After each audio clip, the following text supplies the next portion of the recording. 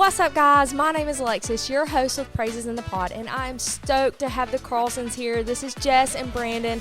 We are going to be talking a little bit about both of their testimonies and then their testimony together, but we are going to start out with prayer, and then we're going to jump right in. So here we go. Lord, Heavenly Father, thank you for today. Thank you for all your many blessings, dear God. Thank you for this couple coming on and just wanting to tell what you have done in their life, Lord. We pray that you speak to us and through us and let this episode glorify you. In Jesus' name I pray. Amen. Amen. Amen, guys. So let's jump right in. So, Jes, let's start out with you, girl. Tell us a little bit about your childhood and your upbringing a little bit, maybe. So I grew up here in town, and I didn't really grow up going to church or anything. I went to like vacation Bible school over the summer sometimes, but I definitely did not grow up in like a religious family. I definitely grew up with parents who set a good example for like a strong marriage, but I didn't know God as a kid. Yeah. I really didn't. Brandon, what about you? So I was raised in town, I guess middle Georgia. My dad was a Marine. I was born in North Carolina. We moved here after a year. They're from here and pretty much raised here in middle Georgia the rest of my life. My mom was a professed Christian. My dad, not quite sure. Still don't really know, to be honest with you. But we grew up going to church, and I was saved, I guess, my first time, I guess if you call it that, at 10. But I don't really count it because there was no life change or fruit that came from that. I mean, I was 10. Yeah. The pastor was like, you're saved or you go to hell. So I was like, I want to be saved then. I remember too when I was younger like that, and I was like, I want to be saved, but I had no idea even what that meant. So even though I knew when I was growing up like who Jesus was, I didn't have that relationship. So yeah. And that's how it was for me. Kind of like her. My parents were married for my entire childhood, 23 or 24 years. So both of y'all kind of hit on that your parents were together in a strong foundation for both of you because they were together during that, but they just weren't Christ-centered, basically. Yeah, is that correct? My parents have been married for, I think it's since 1987, so I think it's 37 or 38 years. And so I know that they've always been I knew who God was, but I never had a relationship, and it just wasn't really talked about. So definitely not super religious by any means. But I mean, they have been with each other and leaned on each other through everything. So I did learn a lot about life from them at the same time. And my mom stayed at home with us later in elementary school. So when we were little, she was home with us. She was like PTO mom, gymnastics mom, Girl Scout troop leader, everything. And then my dad worked overtime and did manual labor to make ends meet. And so they definitely...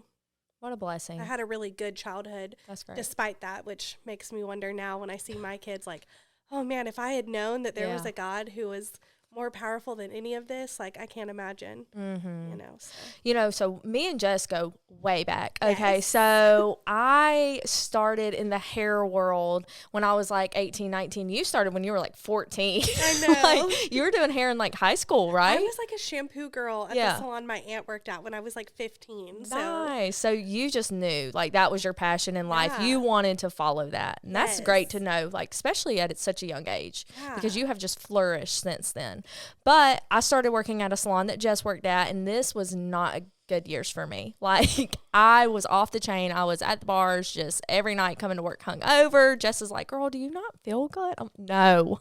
Like, please, no. And she's just so, like, nurturing and, like, motherly, like even when we were younger. So it was like, she was like that in high school. Yeah. So, like, what was your life like back then? Because I remember, you didn't have a relationship with God back then either. So it was so different. It's so crazy. I remember, like, at that point in my life, there was a girl that we worked with that was really close to God, and she would say things sometimes, and I remember I would always feel offended because I was very open-minded, but not in the way that I am now. Yeah. And I just thought I had a totally different idea about religion and spirituality, and I had not the right idea, And so I think that I definitely was headed down a bad path, even though I had morals about me. I mean, I definitely didn't have God in my life, and for so long I had really relied heavily on what other people thought of me and just getting by and fitting in, and just so much anxiety that I didn't need to have about just trying to find my place and my purpose and just fill a void that was never going to be filled. So never. That's kind of where I was at then. So Brandon, tell me a little bit about your early 20s. I guess kind of let me back up. My parents are great people. My mom was fantastic, very similar to hers. My dad worked a lot, and my mom was on and off working. Sometimes she didn't have a job, and she'd homeschool us and stuff like that. And while we went to church every day, I would say we were like the typical American church family. Right? Oh, it's enough to go to church, and that's about it. And we would do like Bible school and stuff like that. And when I was in middle school, I went to a Christian school. And then when we would do Bible classes, stuff like that, homeschooling. But other than that, I mean, I grew up in it, and I've always been a Christian. Yeah. But up until probably when I was 15. So through high school is when it started becoming more real for me and something that I desired more. Did you have something that happened around 15? Like, what was that defining moment for you at 15? It wasn't really a defining moment for me. It was, I had a girlfriend at the time in high school, and her family were strong Christians. Yeah. And so just being around that more and going to church more because I wanted to, not because the family was going, and trying different churches and all that kind of stuff. It was, and getting more into reading the Bible and praying more and stuff like that. It was like, all right, God, when I was 10, that was not real. That was just because, I didn't want to go to hell. I dated her, about 6 years. All through. And I'm going to be respectful, and the people that have known me back then know who I'm talking about. Yeah. But I'm not going to use names. Yeah. Jess actually did her hair. Oh. So after she. High school. Yeah. So that's a whole, it's so crazy. Invisible string theory. Okay. Oh, yes, for sure. So we'll have to get into that. In high school, I was kind of that good kid. I never did anything. Yeah. I never went to parties. I didn't drink till I was 21. I saved myself for the most part. So it was like, I don't really have a story in high school, but wanted to be a cop my entire life. So I started working at a prison at 18 down in Dooley County, and I was a prison guard there just because I couldn't be a cop until 21. And me and this girl got married. That was probably the first, heartbreak or oh crap, that's hurt, because we got married and then 6 months later we got divorced. Oh wow. Found out she was having an affair, and she had loved somebody else for 4 years of the 6 years we were together. Oh. And so so she left, wanted a divorce, and went on, and that was a moment in my life where I was like, okay, my way of getting through that was God, was reading the Bible, was getting closer to him, and truly seeking him. Absolutely, absolutely. Because at the same time, I started trying to find ways to calm myself down, ease things for me. Yeah. Now, is your ex-wife your daughter's mother? So, Brandon's lived a lot of lives. Okay. Unfortunately, hang on. Wait. Even know this. Hang on. I think I do. You've been married a few times, right? Twice? Yes. Twice, and then Jess is 3. Lucky number 3. Okay, we're going to cut. We can cut that, but that was, I forgot. Okay, never mind. No, okay. See, keep that in, because that's cool. Okay. We just try not to talk about it, because, one, that part of my life was like a different life. Yeah. And so, unless my kids specifically ask about it, it's not going to come up in conversation. Like our daughter was like, Jess, truth or dare? I'm like, truth. She's like, have you ever kissed a boy besides dad? And I was like, oh, I have to admit I have. But it's so crazy because, so after high school, when I'm doing hair, I was this person's hairstylist, and you know how it is with your hairstylist, you tell them everything. And I remember just being a support system for her during that time, but also being like, man, I feel for this guy, and I didn't really know him that well, but I felt for him. And then there was a period in time that I don't know whether he reached out to me or Oliver's dad. He would call me and talk to me and Tyler about this situation, and we would try to help him through this. And it was very platonic, just very I admired the way that he spoke about this person. Like, he's going through this heartbreak, and most people would be like, she did this or she did that, but the way he would speak about her was, I forgive her, and I just hope that this is the best choice for her, and I hope that she is okay, because this is going to be a really hard road for her because she was making a lot of different choices. And I just remember thinking like, wow, like that's amazing that he loves her in such an unconditional and selfless way. And it definitely wasn't like I was like, oh, but I was just like, what a good person. And I remember Tyler even saying to him, man, like someday you're going to find somebody who would never do that to you. You. And I mean, the foreshadowing, who would have ever thought? But and that's coming a lot from Tyler, because me and Tyler, like, they would kind of get in. Yeah, we would get in Facebook arguments, with politics because and he stuff. was religious, and then like politics and stuff, and so they would kind of go back and forth, but it wasn't really anything crazy. Yeah. But I remember that we would be there. If that person or any of these people that we talk about, and we don't name them, like that person, I just want them to know that I forgive them. Yeah. You know, that's over with. I have no ill feelings towards them. And so I don't want anybody to get the wrong impression. Yeah. But, like they're a part of your story, but they have theirs too. And it's more her that don't like to talk about these things, but me, I'm just like, I mean, this is my story. Yeah. This is who I am. Yeah. I am who I am today because of what I've gone through. So I guess early 20s, we've already brought in Oliver's dad into the scene. And so y'all were together for a very long time too. Yeah. So I met my son's dad when I was 16 and he was like 20. And like I started dating him a little bit before I turned 18. So he was a big part of my life for a long time. Yeah. And right before I met him, especially in my high school years, was when I was really just kind of headed down a path of destruction. And so really just, again, searching for acceptance, searching to fit in, such a chameleon of like who I was around, which is so funny because people like Brandon who went to high school with me were like, oh, you were so confident in high school. I'm like, that is so interesting that is what I gave off because really I was so desperately insecure that I just wanted to be accepted. I was that person that had so many friends, but it's because I couldn't stand the thought of anyone not liking me. And so I was a people pleaser at my own cost, you know? And so, I mean, I really just didn't have a backbone to say no to things that were bad for me. And so that's one thing that I am super thankful for Oliver's dad for is like, I started dating him at a young age and oh my gosh, I remember my friends and like my family were like, no, like, what are you doing dating this high school or this college guy when you're in high school? And so while there was some negativity that definitely came along with it, at the same time, when I look at where I was before I started that relationship, there was so much that it saved me from at the same time. And so I started dating him when I was like 17. We dated until we got engaged when I was 21. We never broke up. I mean, none of that. And we moved in together when I was 19, and then we got married when I was 22. And so in retrospect, knowing what I know now, our relationship was not a healthy relationship, but at the time, I had never been loved for who I was.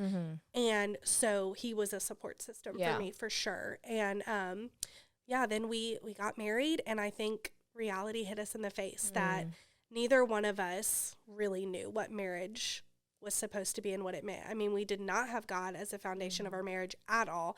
That was something that he and I never even talked about. And I think that we were both just doing the next step. Like we'd been together at that point for 5 years, and it was like, okay, now we've lived together. Now we both have our big boy and big girl job. Like, so now we get married.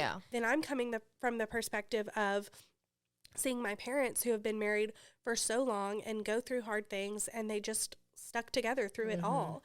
And same thing with his parents. He grew up with parents who had a really good marriage and a really healthy marriage. And so we went through a lot of hard things, but in my mind, there was no giving up. And it's so crazy because I still remember, because I listened to Abby's podcast, which was awesome and just made me cry. And I remember when you told me about what happened with Abby and what she had gone through, and thinking like, wow, like that is so crazy. I can't imagine. I remember this conversation so vividly. I remember it like it was yesterday. So crazy. Yesterday. So you came to see me, and then you told me, and then I was like, yeah. And do you remember what I said? I couldn't imagine. Like, I think I would die if that literally happened to me. If that happened to me, I would just die. Yes. And so, I mean, and it was not much long after that. So, I think probably like within the month or too, maybe. Yeah. Yeah. And so I did call Tyler when I told him I was doing this podcast because a big part of my story and what is a huge part of my testimony is some of the darkest times in his life. So I wanted to be respectful of like, is it okay if I talk about this? Yeah. And he was like, you just got to be honest. Like, you know, it is what it is. It's part of our life, and it's so far behind us now that, you know, very mature. He's like, I don't want it to be a thing, but at the same time, it's your story, and it impacted you. And so one thing that he pointed out though was, yes, there was an affair and there was infidelity, and that's what ultimately led to our divorce. But what he said was, the hurt that you were going through started happening long before that. And so that's what I realize now, is that the relationship was not healthy because he was going through his own mental crisis and just a lot of changes in his life, and was not ready for marriage, was not ready to be a dad. And he can admit that now. So many things came at him so quickly, and that manifested itself in him not being able to be there for me. And so he started to lean on some bad habits, drinking, just playing video games all the time, to the point where he couldn't motivate himself to do the things that he needed to do in his life. And so it led to us fighting all the time. It led to some just really negative talk from him to me that really changed the way that I saw myself. And that was really difficult, because this person who at one time lifted me up and made me feel like nothing I had done in the past mattered was the person who was hurting me and making me feel negative about myself. And I definitely forgive him for that. But it was hard, you know? And so at the end of the day, we were going through so much. And I remember, like, towards the end of our relationship, like, I would want to go to church, or I'd want to go to therapy. And I wasn't even necessarily wanting to go to church. I don't know. I just wanted to do something that would save it. And I knew it was bad when I started to, like, just kind of pretend like everything was fine. Always speak highly about him, even if we were going through something terrible. Which is very common. Yeah. A lot of people do that, and they don't want to, you know, especially in married couples. They don't want to tell people, like, oh, he's this way or she's this way. It's like, oh, everything's perfect. Yeah. And I think what was hard for me is that I knew that he wasn't a bad person, but there was no way that I could save him from whatever mental turmoil he was going through. And so finally, it led to an affair on his part. And that was very heartbreaking.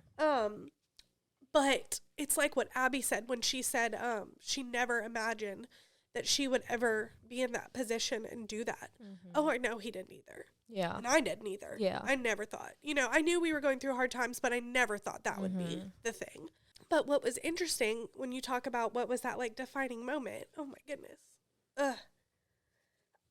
Like, it was that for me, because in retrospect, I do feel like towards the end of that relationship, God was chasing after me.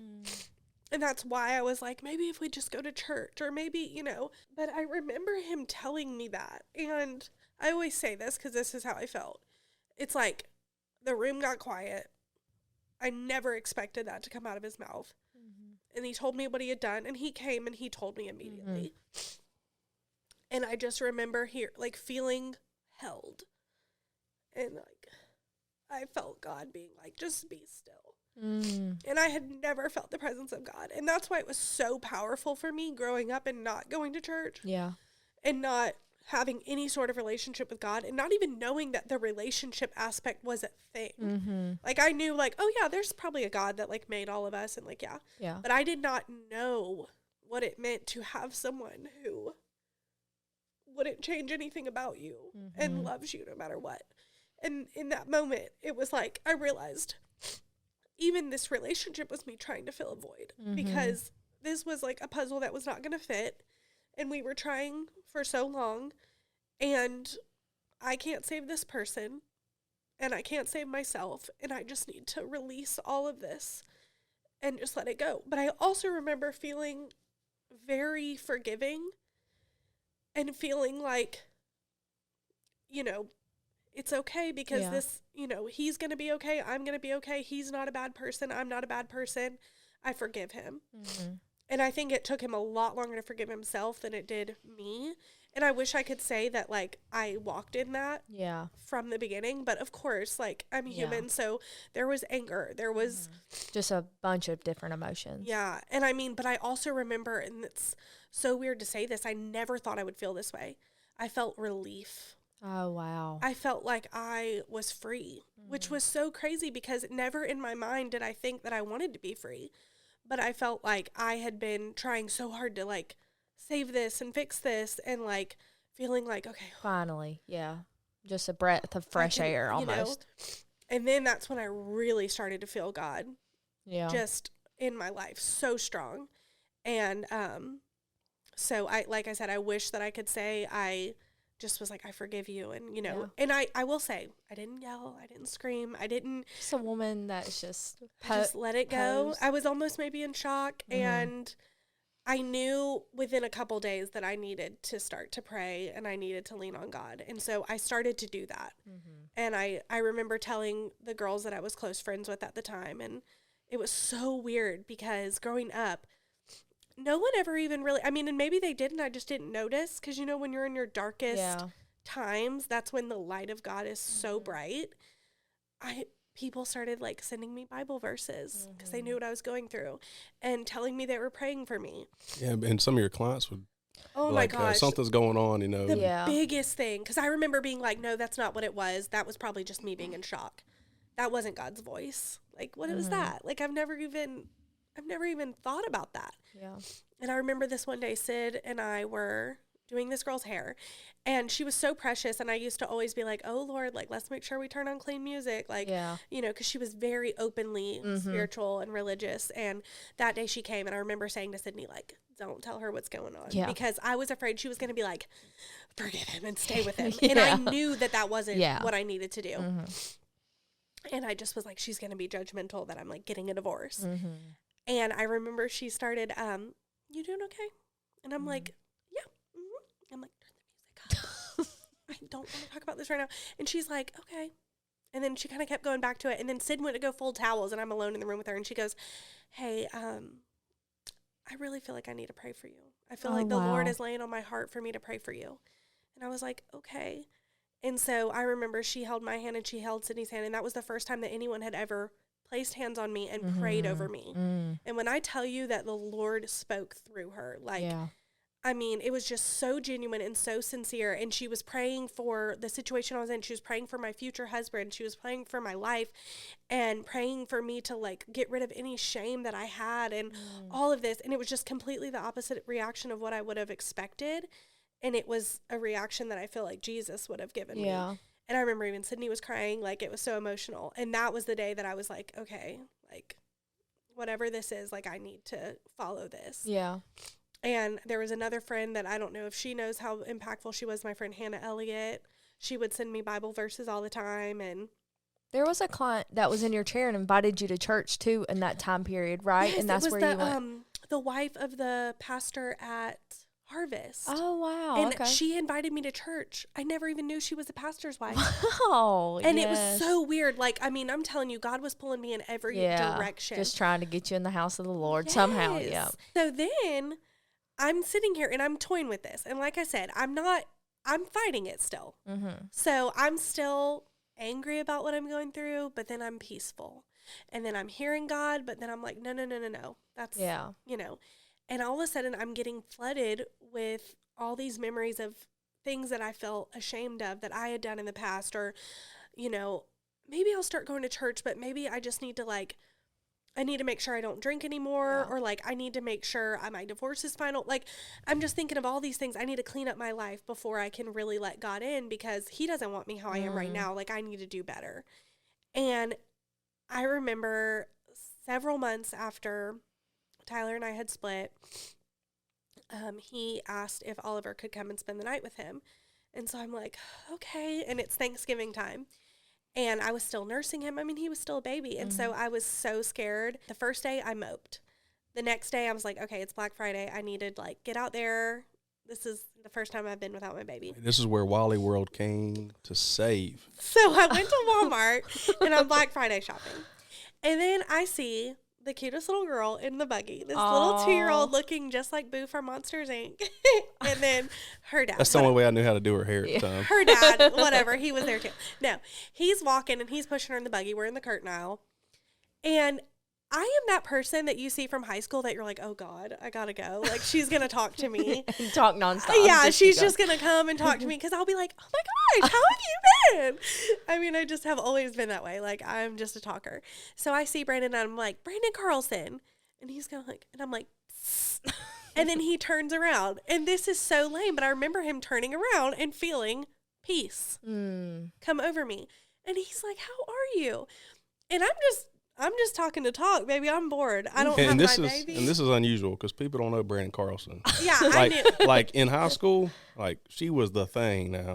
Every guy wanted to be with her. And it was like, oh, that would never happen, Brandon. Never. No, she don't want to be with you. Well, to be fair, that's not why I was saying hey. I would have said hey regardless, to anybody. I was really saying hey to Jay. Yes. And so I go over and start talking to him when we're chatting, and we just but before this, in October I had reached out to her about doing Jade, my daughter's hair and makeup because what did she want for Halloween? She wanted to be Stacy from Boss Baby. Boss Baby, yeah. Oh, okay. Yeah. So he had reached out to me, and like I said, over the years, I remember the situation with his high school sweetheart, and then him getting cancer. Finding out he was having a baby, I would always either reach out to him, hey, congratulations, I'm so happy for you, or hey, I'm really sorry to hear that, like you're on my mind, even though we never were friends in high school. Like it just was always, when I got engaged, I'm so happy for you guys, all this stuff. And so he had reached out to me Halloween, asked me to do her hair, and honestly, I didn't even respond to him. I was going through it. Halloween. She ghosted me. Like it was. I was like, I just got too much going on. I gotta take my baby trick or treating. Like whatever. So I really was going up to him to say, hey, sorry I didn't get back to you about Halloween. Like I've just had so much going on. We chatted for a minute about just like really nothing. And then at the end of the conversation, he goes, oh, by the way, does your husband still do photography? Because my mom wants to get like big family photos taken. And I was like, well, that person does still do photography. And I was like, but, I'm actually going through a divorce right now. And, told him what happened. And he was like, you're kidding me. He was like, I'm going through the same thing. I know what that's like. And I was like, oh, yeah, I know you went through that in the past. And he was like, yeah, I'm going through it again. I was like, oh, no. But then you're like, oh, this is. Yeah. No, I wasn't. I was like, poor guy. Bless his sweet heart. He just can't catch a break. And then he says, like, well, I'm so sorry you're going through that. I know how that feels. And then he tells me, well, I got to ask, are you going to therapy? I was like, no. He was like, well, let me give you this card. And he gives me a therapist card. And he's like, the first time I went through this, I tried to handle it on my own. I didn't think I needed any help. And I brought a lot of that pain into my next relationship. And now I'm going to therapy and I'm realizing that it's okay for me to have help through this, and I don't want to carry that into the rest of my life. So I really recommend you like lean in on someone. And I'm like, okay. And that's when I was like, he looks a little different than he did. And I was like, this man that has pulled me over in the past, because that's the thing, pulled me over before, and now he's telling me to go to therapy. Like that's kind of different. No, yeah, he had pulled me over when I was pregnant with Oliver. And I remember thinking, I'm surely getting a ticket. She was pointing out a Chick-fil-A on Watson. Oh, the invisible line is just so crazy. It's crazy. And we never had hung out. Yeah. Like, it's so weird. And he pulled me over, and I'm like, great, I'm going to get a ticket. Then I see him, and I was like, it's Brandon Carlson. I'm good. Like, he's so nice. He's not going to give me a ticket. And then he said, all right, you be careful, especially since you got that baby on the way. Aww. And now I'm like to say, little did he know he would be raising that baby. Yes. But yeah, so he tells me that, and then he ends up messaging me later that day and says, hey, I'm really sorry that heavy conversation got brought up in a public place. Definitely consider what I said about therapy, but also you should really come to church with me and Jade. He's like, they have a great kids program. Like Ollie and Jade can go there and we could go to church. And I was like, okay, that's weird. This is another person inviting me to go to church. Mind you, it was the same church that I had already been invited to. Oh, that I had already told someone I was going to go. So I'm like, well, now I have to go. And I remember I screenshot it and sent it to my friends and said, do y'all think he's flirting with me? Because I'm not interested. And they were like, I think he's just inviting you to church. Yeah. I'm like, oh, okay. Going back, y'all run into each other at Walmart and we're talking and stuff. So, and then she mentioned that you were going through it again. So maybe go a little bit into that relationship, maybe. Okay. Yeah. So after that first marriage, that really sucked because I was that guy in high school. It's like, oh, this is my sweetheart. Mm-hmm. Like, I'm going to marry her and forever and all that stuff. And then it just like, it was like not the case. Mm-hmm. And so became a cop and Warner Robins and started doing that. She actually reached back out not long while I was still on the road training. And she was like, oh, I made a mistake. And then to my first wife, mm-hmm. I made a mistake and I want to get back with you. And I was like, okay, because in my mind at the time, I had a biblical view about marriage. And so I was like, she's still my wife. Like, I'm still tied to her. And this other person took her from me. Mm-hmm. And I was like, okay, yeah, let's do it. So we started hanging out and everything, started finding out some things that she was telling me about this guy and who he was. And I didn't really know him. I knew his family. And so I started talking to him. And I remember we went to McDonald's on Russell and had like a conversation for like 3 hours and came to find out that she was telling me the same things about him that she told him about me whenever she was, they were doing their thing and everything. And so I look back now, I'm like, Brandon, you were such an idiot. But young, go on. Young, like, I know, but I was still an idiot. Young and loyal. Yeah. Loyal. And, that's your wife, and you had a biblical standpoint. So you're like, you just really want that to work. You truly do. But when I tell you, I was an idiot because she was like, okay, well, because we had confronted her about it. It was like, look. He talked to me on the phone right before he went to McDonald's with this guy. Yeah. And I told you he was talking to me through it. Yeah. And I'm like, me and Tyler are like, you be careful. Don't do anything crazy. Yeah. Like, don't get your dog on the line. He calls us. He's like, yeah. Yeah, but this is not what I thought it was. So we confronted her and was like, look, I think you're lying. Like, you're telling him the same things that you told me about him, and so she was like, all right, well, look, here's what I'll do. And she was married to him at this time. She was like, give me a week, and I'll choose between y'all. And we're both like, okay. Oh. And I was like, this is what I'm saying. Like, I was an idiot. And so we give her a week, and he goes and meets with her first, and then he leaves, and then I go and meet with her. And this is like a real life bachelor. And she like straight up was like, oh, look, I just have happier moments with him, so I just want to be with him. And so I told her straight up, I was like, look, this is the second time. I was like, second opportunity I gave you. I'm done. Mm-hmm. I'm done with it. And so from there, I just, I kind of put it behind me. It took a little bit to get over it, but I struggled with a lot. I struggled with trust because, just that person and just tearing me down. And I didn't really trust people anymore. Something else happened that destroyed my trust even more. You might as well just do a short synopsis. He got catfish. Brandon, you have lived many lives. His sweetheart. He talked to somebody online for 6 months, and they completely were not. You brought it up. I wasn't going to say anything. Oh my gosh. She does not like that story. How did you find out? It's not that I don't like it. I just am like, listen, Carlson. I could write a book about this. Sometimes.